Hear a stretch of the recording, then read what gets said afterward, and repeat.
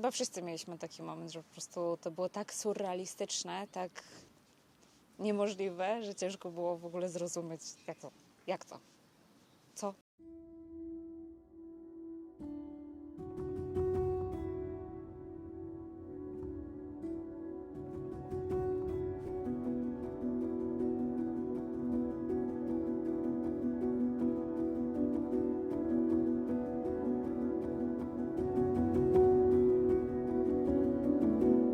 Kiedy czuję się spokojna, no przede wszystkim takie proste rzeczy, typu spędzanie czasu z najbliższymi. Ja też bardzo lubię spędzać czas w kuchni, gotując, i kiedy czuję się zestresowana, zdenerwowana, to po prostu pichcę sobie coś dobrego i dla najbliższych. I lubię też książki czytać.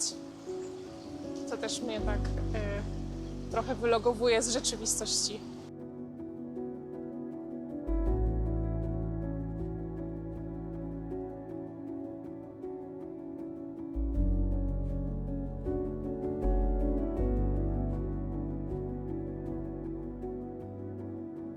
Chętnie angażuję się w pomoc innym osobom. Jestem między innymi honorowym dawcą krwi. Jestem również zarejestrowana w DKMS-ie jako potencjalny dawca szpiku.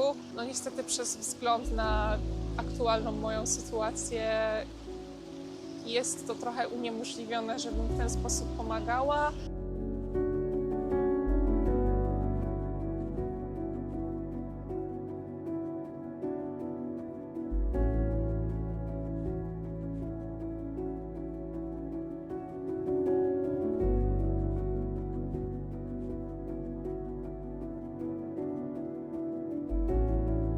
Były momenty słabości, ale wydaje mi się, że prawdziwa siła właśnie bije z tego, że nawet w słabości jesteśmy w stanie się trzymać mocno, trzymać stabilnego gruntu.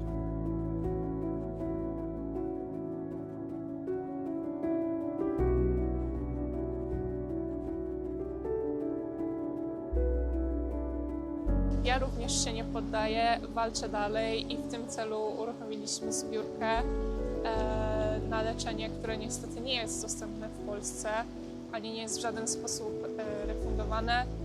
Także wszystkich ludzi dobrej woli bardzo proszę o wsparcie oraz dziękuję wszystkim tym, którzy do tej pory zaangażowali się w zbiórkę, ponieważ to już pozwoliło mi rozpocząć całe to leczenie.